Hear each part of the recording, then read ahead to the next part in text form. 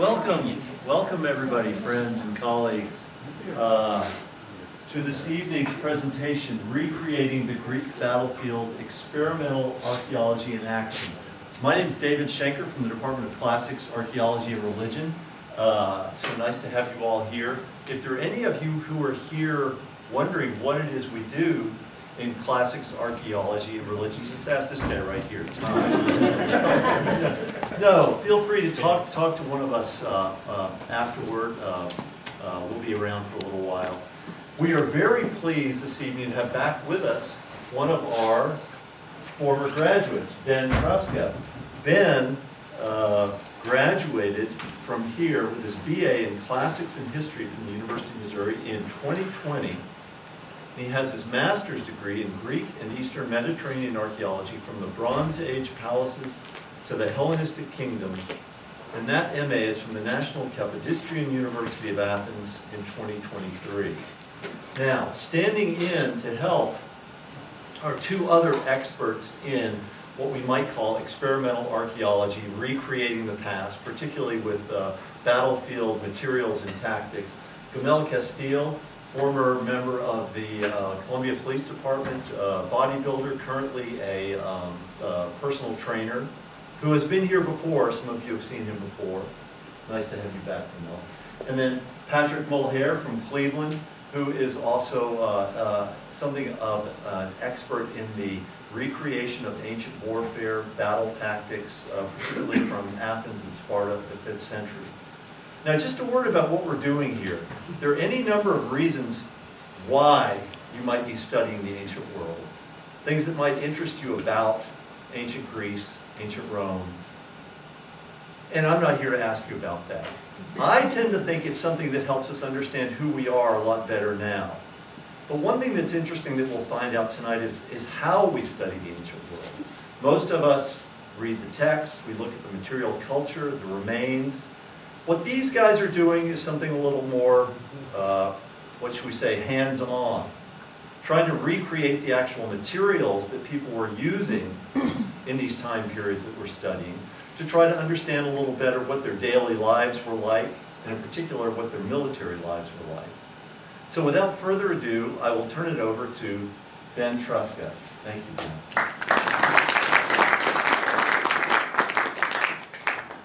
If I was to say that I wasn't nervous, I'd be lying. If I said that for the past 2.5, 3 years that I've been preparing for myself for this, that I'd be prepared, I'd be lying. A couple years ago, during my master's actually, I reached out to Dr. Trout.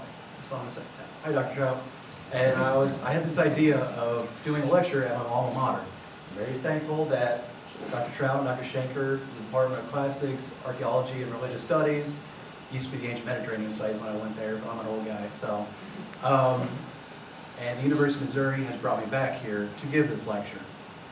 So this lecture, during my master's, I had this idea of, well, why don't we as academics work alongside reenactors and living history impressionists? Why don't we look at the physical materials, the reproductions, as you can see here in front of us?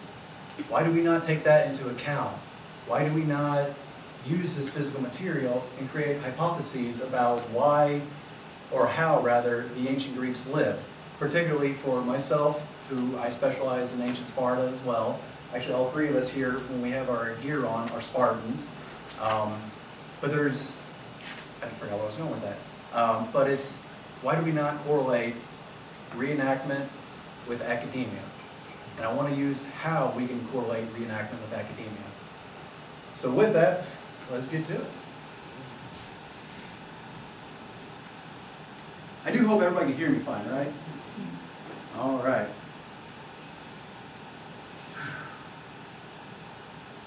Nope. Buttons. Like I said, I'm an old man. Technology is not my friend. So this idea, the introduction is, it's all Greek to me. So real quick, who here is in the ancient Greek language classes? All right. Who here are the freshman level Greek language classes? All right, stick to it. Because while it may be all Greek to you, eventually you'll have it tattooed on your forearm, and you'll just memorize it, and then you'll just tell everybody, oh, it says I like soup. So this image right here is a couple of our members through the Greek families. This is their reconstruction of what they thought a Greek tent or camping material would look like at the Battle of Plataea. And the really interesting part is they're physically at Plataea in Greece during this picture. And as you can see, rosy-fingered Eos is right above it. You don't want to know why she's called rosy-fingered? Well, there you go. So, do any of these images right here look like they are actual ancient Greek helmets? Yes, no, maybe so? Well, the thing about Hollywood is, no, it never is. Thankfully, right now, we actually have a few ancient Greek helmets in front of us. For instance, my helmet, my beautiful brass helmet, while not entirely historically accurate, because that's zinc in it, as you can tell the difference, it is a Hermione Corinthian A style, whereas Patrick's is a Hermione Corinthian B. Both of ours are the archaic period, as you can tell by the earlobe right here, whereas Gamal's, his is more the classical period, as you can tell by the ear cutout. Time goes on, time changes. Now, unless you really study that, you wouldn't necessarily notice a difference. But in between our helmets, you're looking at about 150 years difference. To the average person, doesn't look like much, but there is a huge difference. Let's look at some body armor, or lack thereof. I mean, let's be real. When this movie came out in 2006 and I saw Gerard Butler, I was like, oh my. But can anybody, 1, 2, or 3, which one of these looks like it might be the most historically accurate? Anybody want to throw a hand up real quick? 3? It's not bad. I mean, the only issue is that it represents a transitional period muscle cuirass between the bell carriers and muscle cuirass, but that one's made of leather, so it's not quite that accurate. Any others? Raise your hand, anybody? No? All right. Well, honestly, 1. I know he's not wearing armor. Why is that historically accurate? It's not the most historically accurate. He would have some clothing on. Like, for instance, Patrick, would you mind exposing yourself a little bit? No. Remove the cloak. So to be a hoplite in ancient Greece, you needed 3 things. A spear, a shield, and a helmet. And if you had all 3 of those things, for our purposes anyway, you would be a hoplite. Now there's a lot more to it because you can have, you have to have plots of land. You have to be wealthy. To be a hoplite is the wealthiest of the wealthy. So, but you don't actually have to have armor other than that. So just by having that shield, spear, and helmet, you're one of the cool guys. Just like Patrick. No one's ever said that before. So now you're probably wondering, well, where do you start when it comes to getting into experimental archaeology and reenactment? Easy, clothing. And looking very pretty because you're Mediterranean. That's just, these guys are super great people. So with the clothing, I was trying to make my own kite. And I actually have my kite up here. I have 2 of them.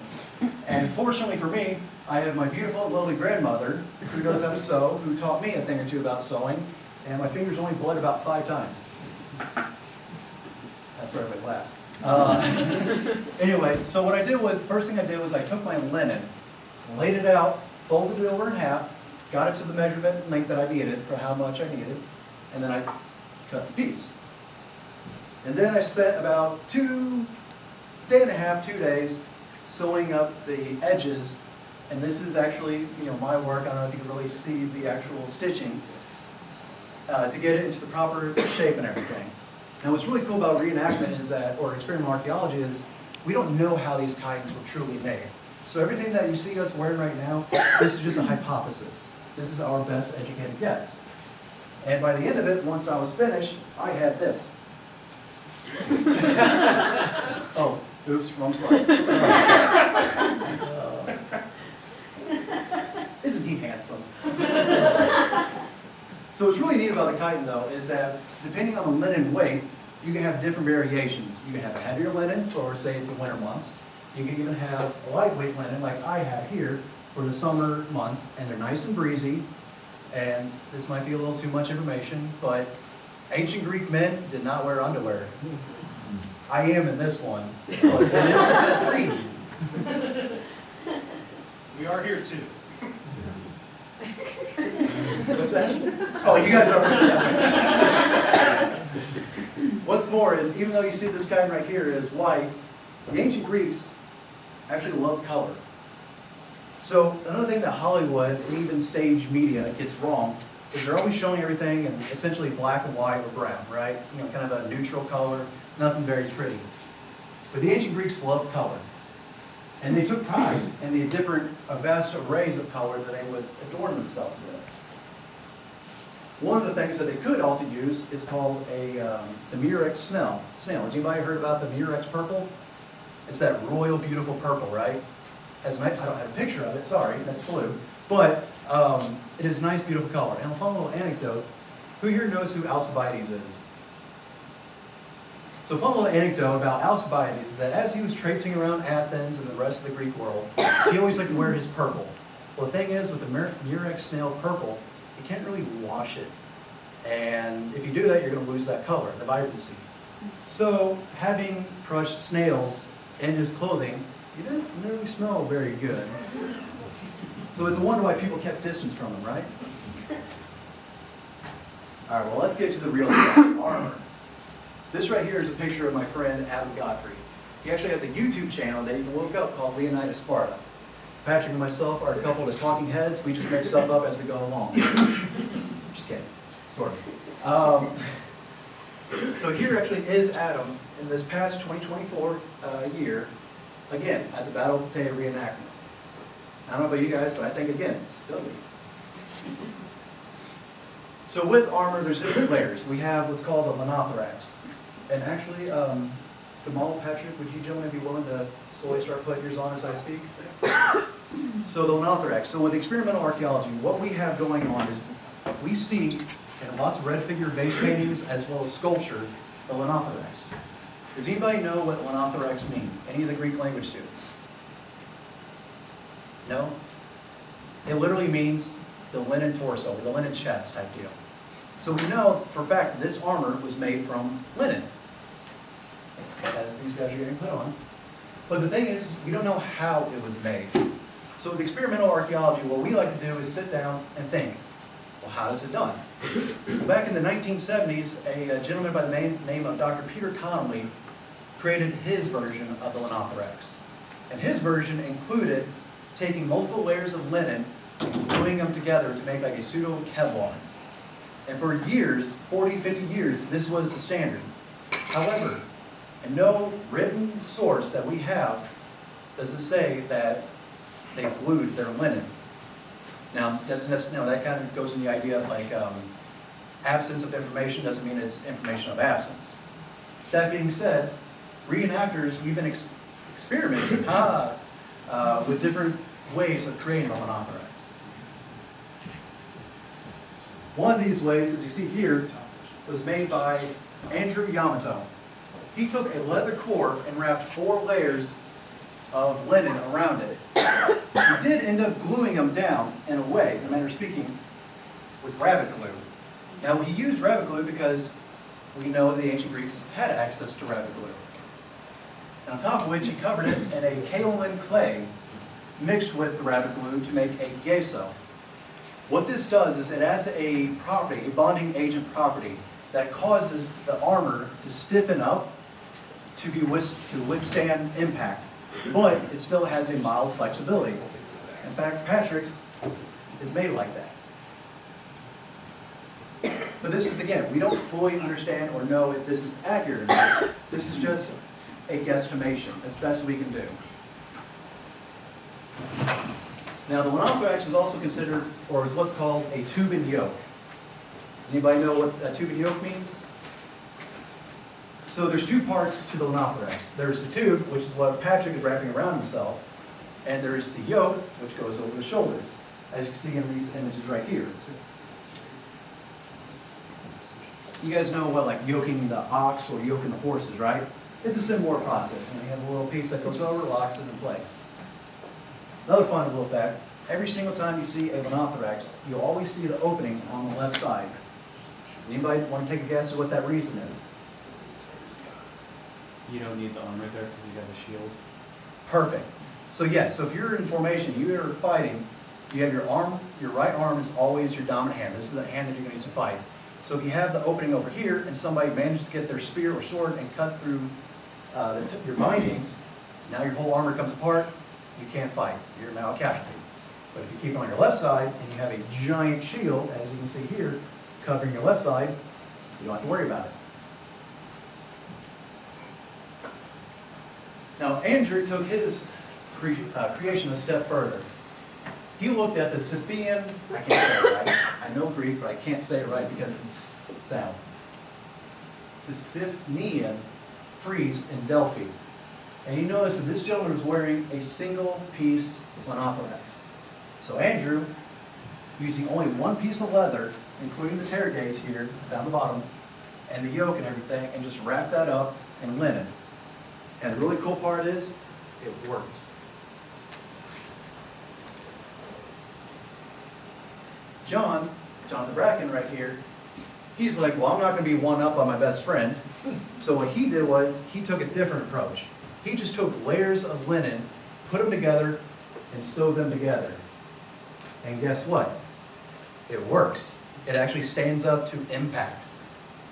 So already we have, including Peter Connolly's and the other three I mentioned, that's 4 styles of the Monothorax. The average person doesn't necessarily know what the differences are. But for people that are trying to learn, you see there's different ideas circulating. You figure out, okay, these methods that the ancient Greeks could have possibly used, is this what we're actually looking at on base paintings? And then again, here's a picture of Patrick and a few others that are without body armor, because again, you can still do that. You don't have to have it. That's actually at the Thermopylae. Perfect. That's why you look so solemn. All right. But if you want to get to the really cool armor,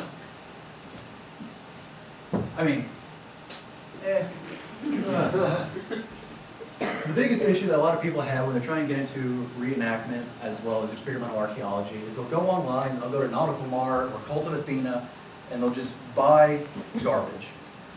Nothing against you guys if you're watching this, but it's not good. What you really have to do is you have to take time out and put forth a lot of time and effort, whether it's crafting it yourself or purchasing it from an actual armor smith, just like these 3 gentlemen did. This right here, $3,000. $4,000. He actually made his himself. He estimated, I think he told me, it was about 4,800. Reenactment is not something you just stumble into and you're already an expert. You do actually have to put time and effort in. Just like an ancient historian, a classicist, an archaeologist. You have to do the dirty work. You can't get to the top without going from the bottom and working your way up. These guys have probably, he's 19 years old, he's been doing this since he was 12. He's been doing this in other various reenactments for about 15 years. I don't remember how long Sivan's been doing his. His is probably, I think, about 3 or 4 years. But also what's really cool is, for instance, Adam and Sivan, theirs isn't just an idea of how the body armor should look. Theirs are based off of excellent examples. This is a 4th century BCE muscle cuirass. So while it may be considered ahistorical, considering Adam is portraying an early 5th century BCE hoplite, it is still within the realm of plausibility because circa 470 BCE is when we get the height of the muscle cuirass. So it still fits. This right here is the transitional cuirass. It looks a lot like Hercules' earlier, right? The reason why I call it the transitional is because in the archaic period, especially if you look at black figure paintings, they're wearing what's called a bell cuirass. It looks kind of like a bell. But once you get to the 5th century BC, armor smiths start reworking the armor, and they're starting adding anatomical, assets to the armor. This is a mix of that, where it's starting to get a little bit of a chest and it's starting to form a little bit better around the body, but it's not fully anatomical. Shields. I love shields. Shields are really cool because the shield is an expression of the self. There's this popular myth that the ancient Greeks, or say the Spartans, who here knows that the Spartans wore the lambda on their shield? You know that giant L? It's in the movie. It's in the movie. Who here knows that that is factually a lie? We have no actual references to the Spartans doing that. The one reference we do have is from a guy 500 years later, and he's basically saying that if it was ever worn, it was worn by the helots, or the slaves of Sparta, to show who their masters are. But again, we don't actually have that as reference. So if you were a hoplite, you had basically your own heraldry. Every hoplite created his own image. Now there are a lot of ones that pop up over the place, such as like Medusa, the Gorgon, to scare away your enemies. But you could choose your own. Sivan here hand-painted his own. I'm not that skilled, I can do black. And even then, I put it on too thick and it's cracking, so.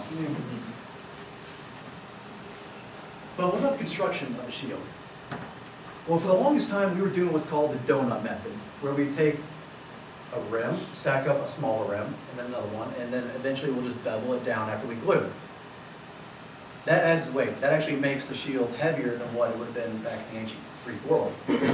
What we have learned is, say for instance, like Lysias, who was a shield maker during the Great Peloponnesian War. He had a team that was producing 6 shields a day, so about 2,000 a year. That's a lot of shields. That's a lot of money this man was making. But his team, they were making them in slabs. They were taking different layers of wood and either overlapping them, like a bunch going this direction, a bunch going this direction on top of each other, to cross-sec so it won't get penetrated as well, or by, for instance, Adam Godfrey's version of his shield. And again, you can see Adam is taking inspiration from a figurine. This is supposed to be a symbol of Apollo, the spiral of Apollo, which is located in southern Peloponnese around Sparta. A lot of us are Spartan nerds, but we also have a lot of other people. But by doing the slabs, we discovered that it does reduce the weight greatly. This is an example by a gentleman by the name of Marcus Bleach. This is actually a chariot wheel, and he took this inspiration from a prize vase or amphora that was given to a gentleman who participated in the Pan-Athenaic Games and won. And this was his prize. And as you can see, again, a chariot wheel. Now Marcus does intend on actually adding the ancient Greek on there. And that's what you can see up there. It means, we can make to the water real quick. If anybody wants to take a gander at what it actually means, Dr. Schenker?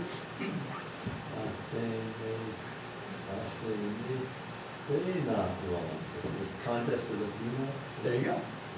And then what about, that is most likely either the name of the gentleman who received this, or was given to him by this gentleman. Does anybody know what Carlos Eufelitos means? The handsome stud. He's a good friend too. What's also really interesting is that even with the shields, we have people that when they hoplites went to battle, they didn't have greaves. Okay, I don't have greaves, they do. So what could I do to protect my legs from arrows? Well, by adding onto this a leather grate. Now I'm protected from arrows. And it's so fascinating how just a small thin layer of leather will protect me from injury. Because by the time that the arrows reach terminal velocity and the height, and they're starting to come back down, they're actually losing their terminal velocity the further out they are. So by the time they get to me, it's like plink. So that's without having to spend a lot of money on greaves, which, historically speaking, were actually one of the highest cost items for a hoplite to purchase. This is a cheap alternative. And you can see this gentleman right here isn't wearing any greaves. I already mentioned earlier that hoplites can choose their own emblem. So instead of there being like a uniform color in battle, You kind of just had to know who your buddies were. Because you could be wearing blue, your buddy next to you could be wearing red, green, etc. And the enemy could be wearing red, green, and blue as well. So, could be confusing. That's why marching drill, keeping in formation is so important for these gentlemen. Now the question is, do our modern reproductions work? Well, shorter answer is yes. Don't try this at home. Please do not try this at home. The gentleman on the left is a professor by the name of Gregory Aldrete. Brilliant man. He wrote a book about the Linothrax, the construction, and the different styles and everything. Absolutely wonderful, and I definitely highly recommend it. However, he took it a little step further, and he had one of his TAs volunteer. He was giving out too many A's, I don't know. He's like, hey, throw this on. He's like, all right, let's do it. Think, hey.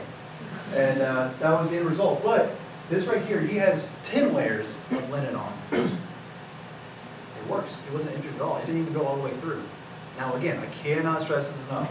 Do not try this at home. Dr. Shanker.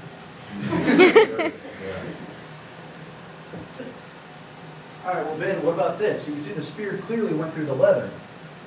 All right, that's true. It can. You know, a sharpened spear is a lot stronger than a piece of leather, or in this case, 5 pieces of leather. However, this is at the perfect angle at which to strike. Patrick, would you mind grabbing a spear and showing me the perfect angle at which to strike is? I mean, don't actually strike at me, please. You want me to use one of the dummies? Yes.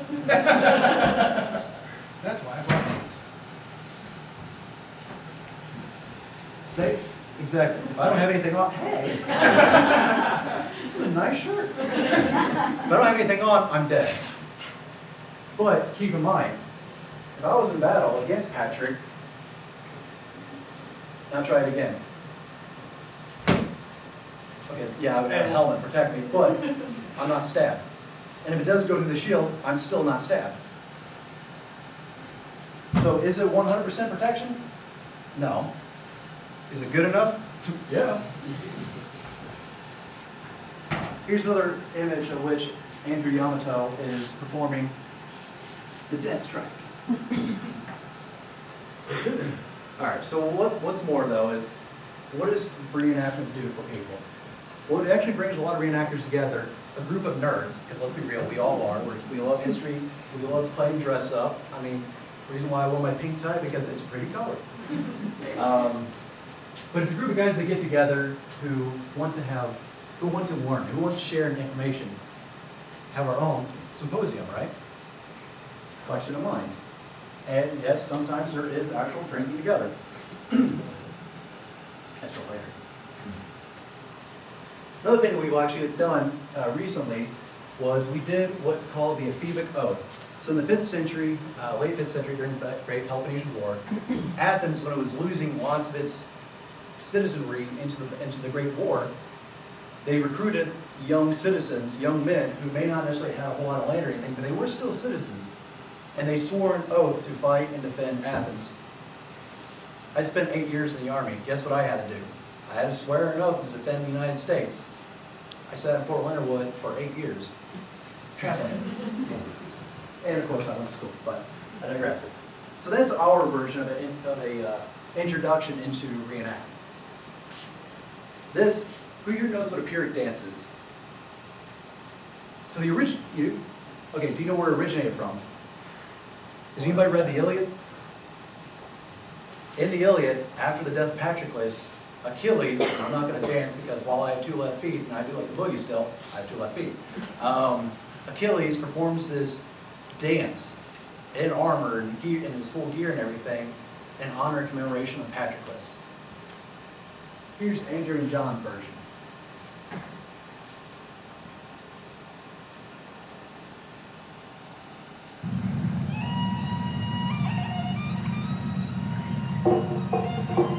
The dance is also supposed to be symbolic of an actual battle. It's supposed to get you prepared and ready for the coming war, for the coming battle.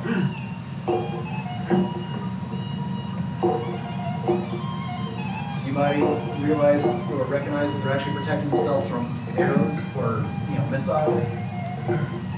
And of course they have Greeks because they're extremely wealthy. For time purposes, I'm going to skip through a little bit. Maybe.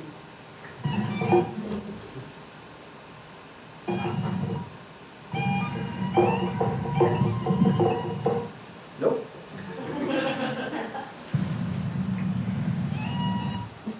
Why is it not letting me do this? I'll make sure the other videos are shorter. That way we can see all this.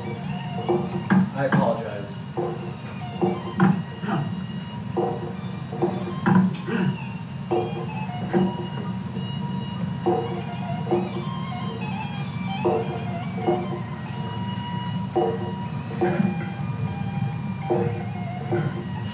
me to talk about it? I can tell you. Please. So when they actually designed this, I'm actually the one filming this. They designed this dance to follow the phases of battle at the Battle of Marathon. So at first they come out, pumping their chests, taunting the enemy. Then, oh no, Persians are firing at us, shelter. Then they start advancing under fire, still under cover, until strike. So then they go through kind of a series of different strikes, because this was also, the way they practiced combat was through these dance moves. It's almost like in martial arts when people have kata. This is the way they learn. So they're practicing different spear thrusts, how to move together and not get in each other's way. And so that's kind of what this part of the dance is designed to represent, how to fight together as a unit. Because they didn't have modern military drill, at least we don't have any attestation. So then they start to practice front and back, because how does the second rank or even the third rank stab without hitting the person in front of you? And then they have this shift into, as the battle devolves, what happens when the formations break and you start getting individual warriors fighting man to man. And so you get the shift from unit combat into individual warriors dueling. So you get some of the shield push and shield crush. They're also trying not to actually stab each other, because they do have actually sharp spears. I'm actually going to pause it here for time, if that's okay. One of them dies. It's great. So other than trying to kill each other while you're preparing for battle, what are other things you can do? Well, whenever you're in battle, for instance, at the Battle of Thermopylae, Spartans were known at the eve of the final push, I guess you could say. Xerxes and the Persians observed the Spartans grooming themselves. For everybody that was here earlier, you probably saw me brushing my hair. Well, this was my battle. Plus, it was also static.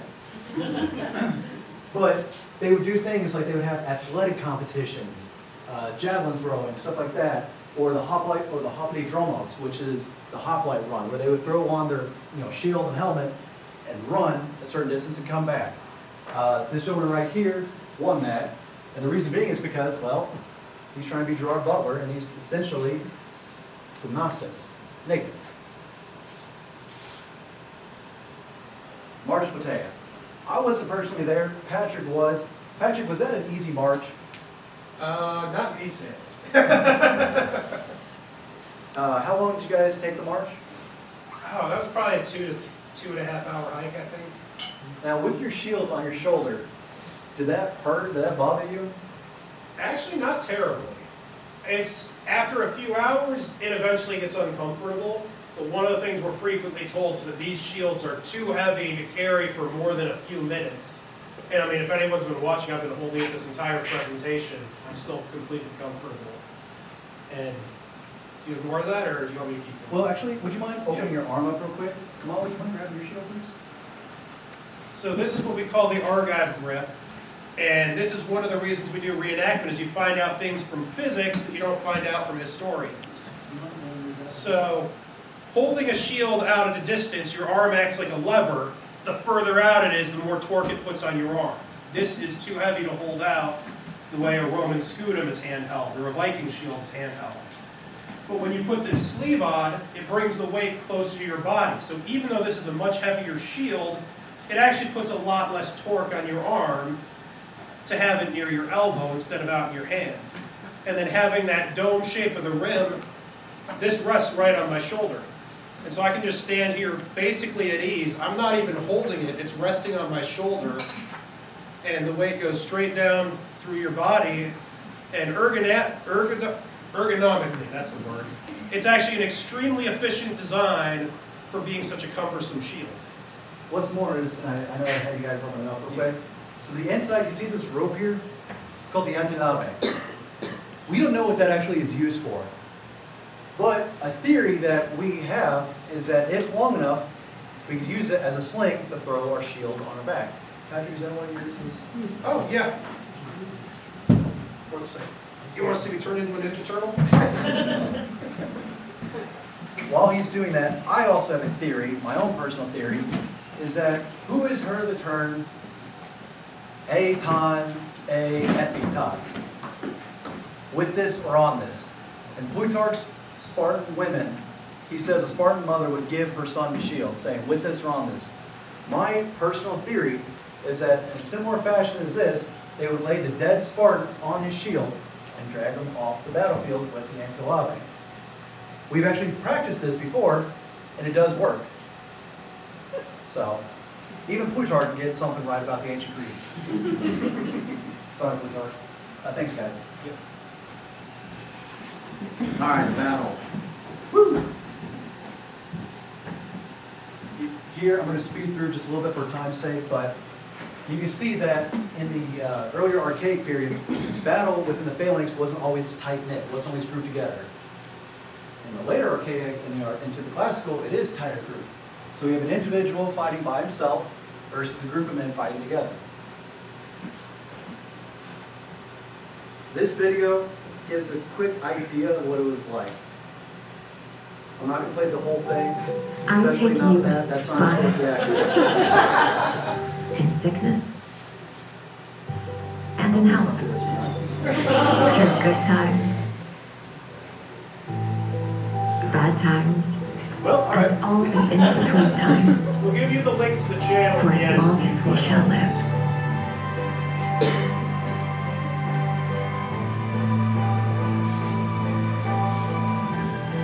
So heart health, sleep, and readiness, that's nothing that a college student does. On February 2nd, 1909, Pittsburgh No, this police is officers black men. We'll just pass on that. Some more images of Popeye fighting. What's really interesting is Dr. Roel Konijnendijk of Oxford University, a friend of ours actually, he made it in one of his papers, he made a statement that being a fighter was intuitive. In Sparta, for instance, everybody thinks the Spartans are the greatest warriors in the world. All they do is practice their march and drill and formations. They didn't actually fight hand-to-hand combat in training. That wasn't until you get into the 4th century with Philip II of Macedonia, where he created his own personal professional force. The Spartan hoplites, for instance, were non-professional soldiers. They were militia who just had a little more training marching. So fighting with weapon is supposed to be, for the Greeks, intuitive. They just thought, okay, pointing in goes in bad guy. Let's see if this video will play heart health readiness. Joy Planet Fitness today and save $28 or more. Just $1 down, $15 a month. Deal ends February 28th. Okay, this is fine. This is hard. Congratulations.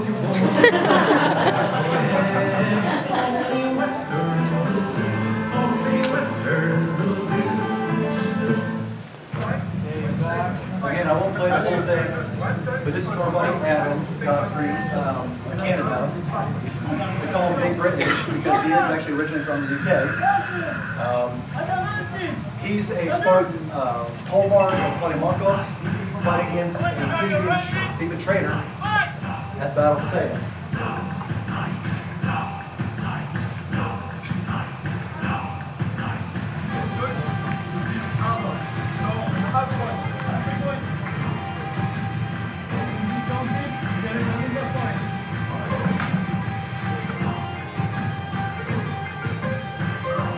You might be thinking, well, why aren't they trying to do an underhand like this? You actually have more control and leverage like this as opposed to underhand because you're losing a lot of force. You'll get a lot of force, but you're losing the accuracy. So up here, you can strike down. especially towards the legs, especially if they don't have greaves as well. I'm gonna pause it right here, move on. The peltas. The peltas is a type of warrior that gets its name from what's called a pelta shield, which is basically a wicker shield essentially, with essentially with linen wrapped around it, kind of in the shape of a crescent moon. What is lost about experimental archaeology, which we are trying to fix, is that a lot of people, us three included, always portray hoplites. Hoplites were probably about 30% of the warrior population in ancient Greece. So what about the other 70%? They're what's called the psiloi, or the auxiliary troops. Namely the peltas, the guys that are throwing javelins. In fact, we'll move on real quick. Well, okay, I'll get to that in a second. But the peltas, what we've been trying to fix is have more people portray. And if they actually want to get into Greek reenactment and everything, once you have your chiton, your hat, or whatever, you can essentially be a warrior with just a chiton on because you can throw rocks. They have rock hurlers. They have, for instance, that's what I believe Roll was doing at Patea this year, right? Yeah, a little bit of both. Okay. That's Roll Kernonadike, by the way, from Oxford University. Andrew, this is our friend Levi Sherman. He's a TikTok historian he makes great videos on TikTok. But I digress. So we actually need to get more people interested in something like this.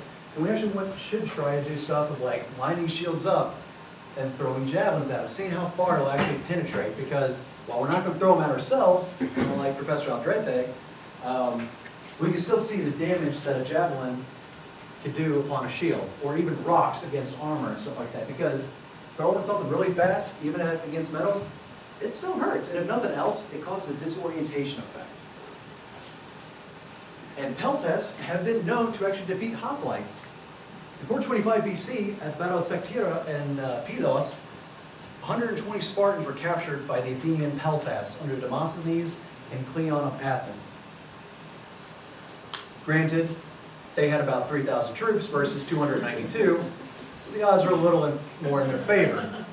But when you have a bunch of hoplites on a small island and you're just constantly throwing stuff at them, after a few days, especially they don't have water, like, all right, we're done, we give up, let's go. And that's exactly what they did. Now, fighting at sea, this is the fun part. This is our version of riding on a trireme. Yes, it is cute. Yes, it is adorable. Yes, people fell down. But what's great about it is that people fell down. People fall down. Now, thankfully, nobody was hurt. But a trireme sits really high up in the water. It is designed to where if it gets cut into by another ram, even if it's taken on water, it will still float and get to safety. It's highly durable. It's a remarkable feat of ingenuity.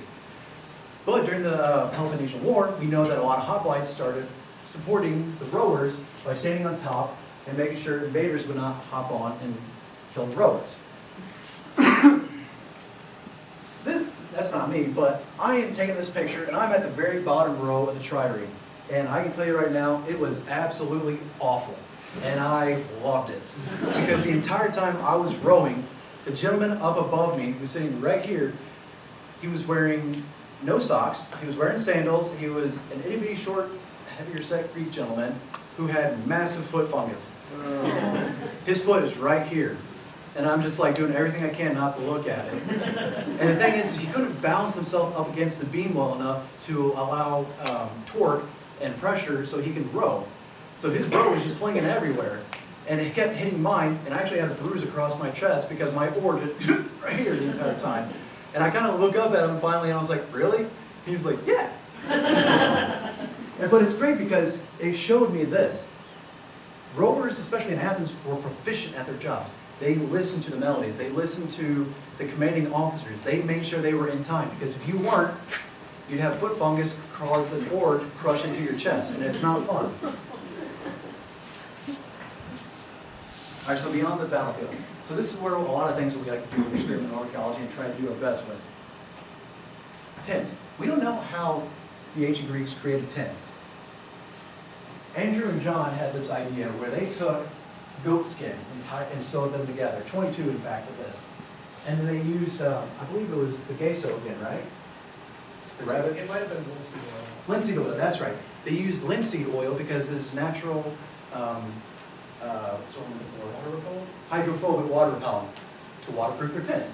Now again, we don't know if this is actually historically accurate or not, but given the tools and materials at the time, this is our guesstimation of what could be done, because no one really writes about the camping life.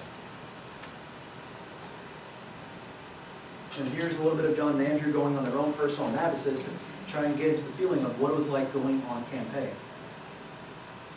And yes, I did ask them, they said the water was cold. But you know, you have to get clean somehow, right? And at the end of the night, when you're cozied up next to your best buddy, you offer sacrifices to the gods. This is, you know, their representation of doing such, as well as having dinner, which ancient Greeks ate pretty darn good food. Here's some more life of what it's like for, you know, around the campsite. And as I'm getting closer to the end, there's other things we need to remember. With experimental archaeology, not only does it incorporate academia and coming up with different ideas and trying to recreate the ancient world, like I said earlier, it was like brotherhood, but it's also family bonding. This is Dr. Paul Bardunius, who is an expert on ancient Greek arms and armor with his son Vinny, and I actually have Vinny's shield. I got that from him. This is Yannis Katoglo, who is a Greek historian and reenactor who is playing the lyre. And he's actually pretty darn good at it. And I don't remember this gentleman's name. Sorry. But he's relaxing. With experimental archaeology, again, we can replicate ancient images. Does anybody recognize the Ezekiel's face that's in the Vatican behind him? Adam and his father Ian are playing a game of 5 lines, which we don't know 100% how it was played, but we have a pretty good idea.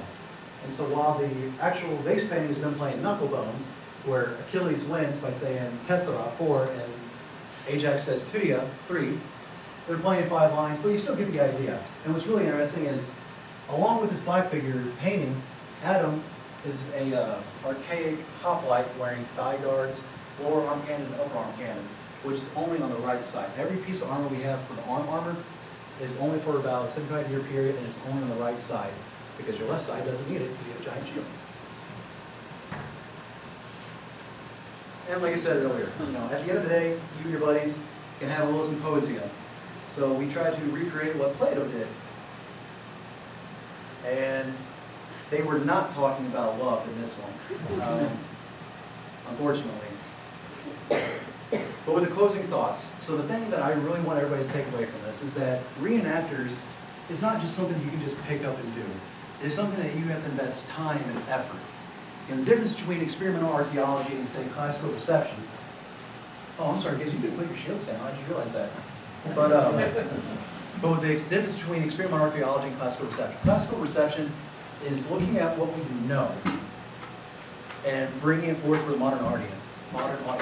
Experimental archaeology is bridging that gap between the unknown and the known and trying to figure out what was the most probable causation, or effect, rather.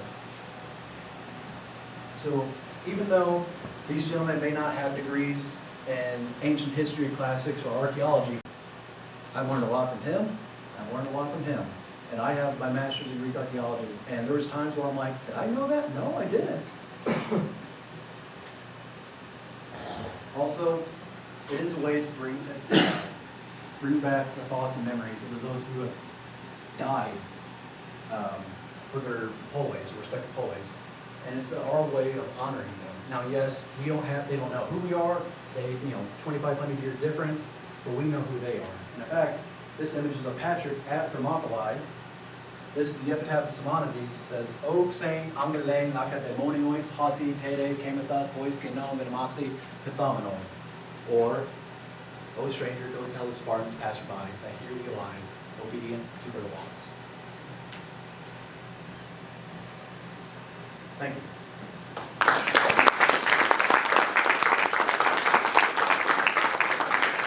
Real quick, before, I don't know if there's going to be a Q&A or not, but if you were a professor or a TA of mine, would you please stand up real quick? I would not be here today if not for everything you guys have done for me. So with that, can we please give a round of applause for every professor and teacher?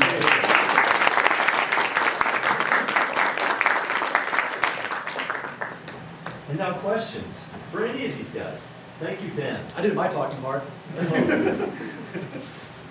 Yes, sir. If you were, you mentioned the term polo marking one time, I think I heard. Yes, sir. If you were a polo mark as chief general, did you wear something different?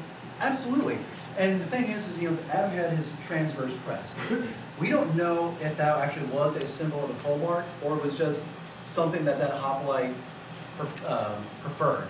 What we do know is that, typically speaking, when we look at the transverse crest, it is shown typically in Sparta. And and it's not always the most common. So we theorize that it could be a symbol of the war leader or the generals, etc. But it could also just be a personal preference. The other thing to remember is that all these people were buying their arms and armor themselves. Typically your war leaders, your officers, they're going to be the elite of the elite. So they're probably going to have the most decked out, most decorated, fanciest stuff. So. Like Gamal here, he's got scaling on his armor. He may not have bronze cuirass, but I guarantee if I was to punch this, my knuckle's gonna hurt. He's got pads. I have 400 bronze scales on this, and it's 3-ply saddle leather. So, I've said in my previous lectures that I feel more protected in this than I do with my Kevlar armor as a law enforcement officer. This can take some serious damage. It has trauma plating and everything over it as well. Actually, real quick, Gamal, Patrick, if you guys ever get tired or you're hot but you don't want to take your Lenothorax off completely, what could you do to alleviate the heat? Oh, so you're asking me to do that? We actually Spray have that off? face paintings that show hoplites doing that so they can breathe easier. It's so small and minute, but it's often overlooked. Sorry. I'm just laughing at the cost of the items. When you were talking about the cost of all those cuirasses, I'm like, man, that's why I'm wearing linen. That's why I choose my words carefully. That's why I don't currently have either of those, because I am broke. But This one eventually here was $5,000 to have this handmade. Oh, I did see a hand back here. Yes, ma'am. kind of a silly question, but when you go to Greece to do these reenactments, how do you bring all of your gear with you? Do you take spears on the plane? So most of the events we do are actually in the U.S. There were 2 events I've been to in Greece. So 1 is you pack as light as you can. 2 is you take advantage of various sports equipment allowances. So they'll have allowances for if you have ski poles or track and field javelins that you can fit in a tube. Like, yeah, that's javelin, not a Greek dory. But yeah, and then I had to pay a lot of oversized fees for the shield. Oversized luggage fees. Yes, sir. Can you expand more on when you were saying the Olympia, they needed to row in cadence with each other under a melody? Would that have been with a musical instrument itself? It depends. I mean, it just depends on the crew, who is the gentleman who is conducting the cadence. Because, for instance, when I was on the Olympias, they were saying just easy, Ena, Dio, which is modern Greek for 1, 2. So it could have been, something as simple as that. It could have been a drum, just like, say, like the Norse Vikings, they use the drums for their rowing. It could have been an outlaws or something like that. They're playing a certain melody, and if you hear a certain tune or whatever, you're like, oh, okay, I got to turn left or turn right.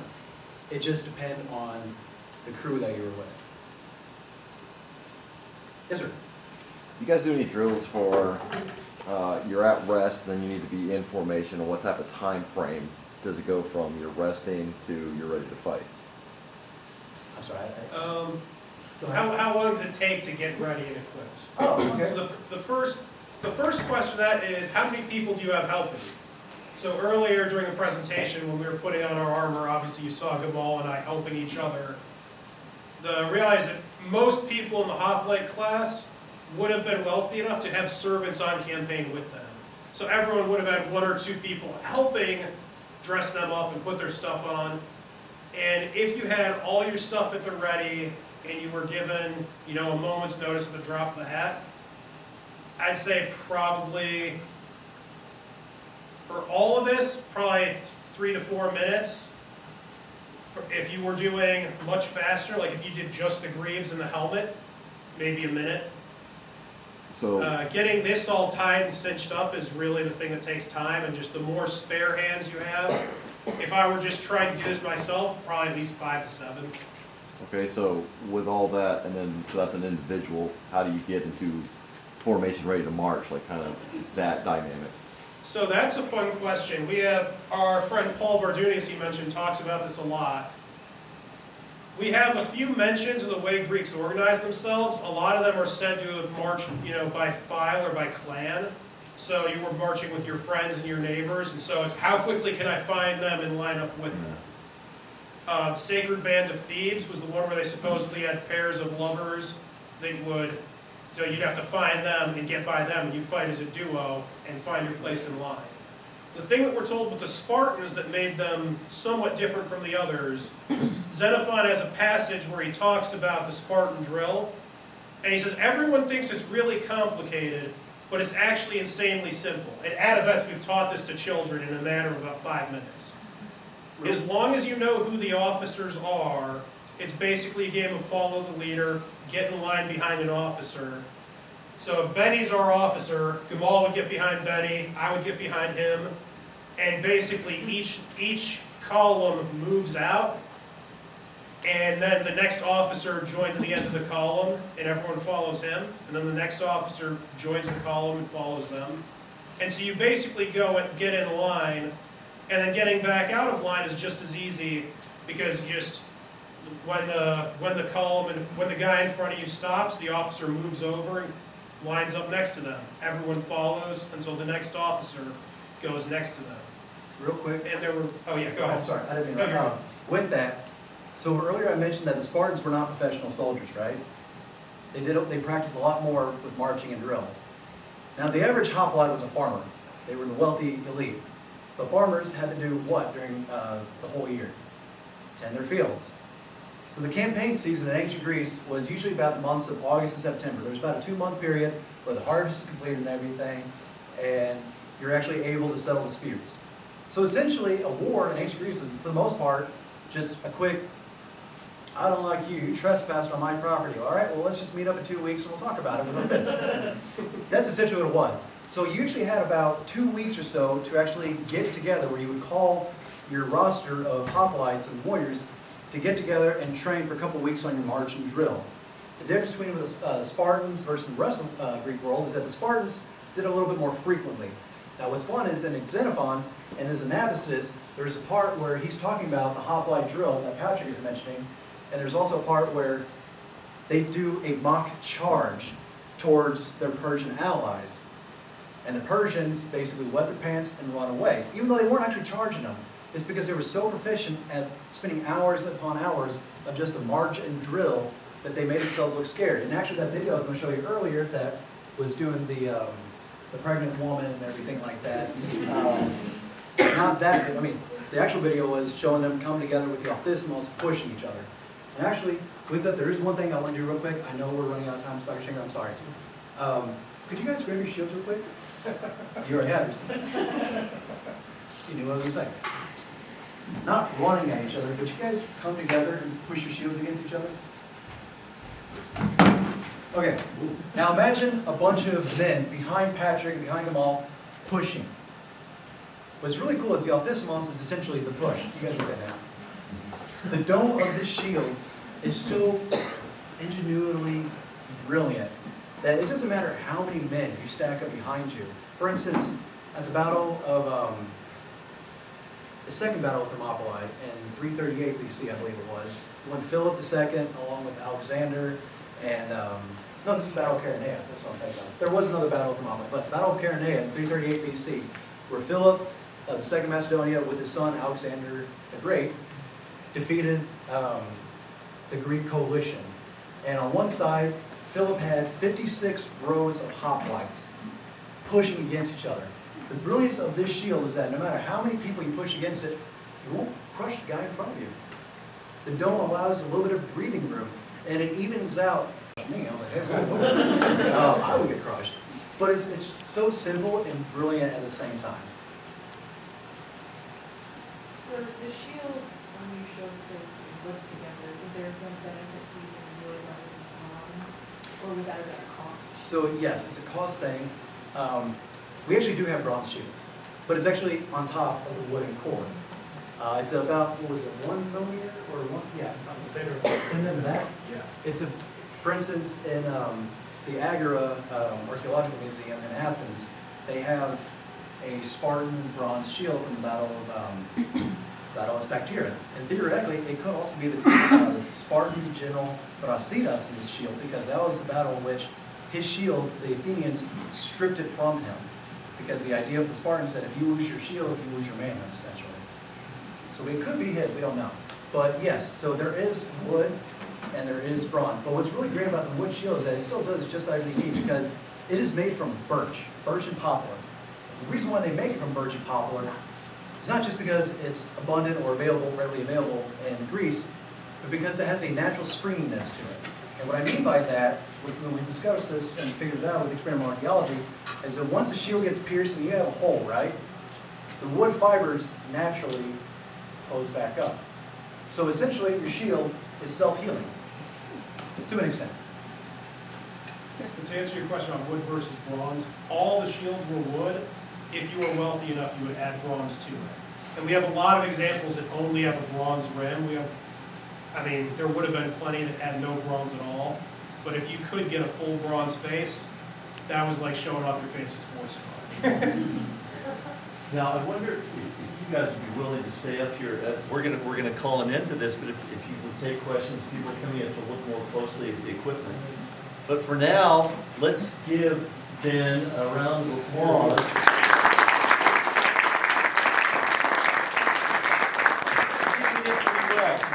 Yeah.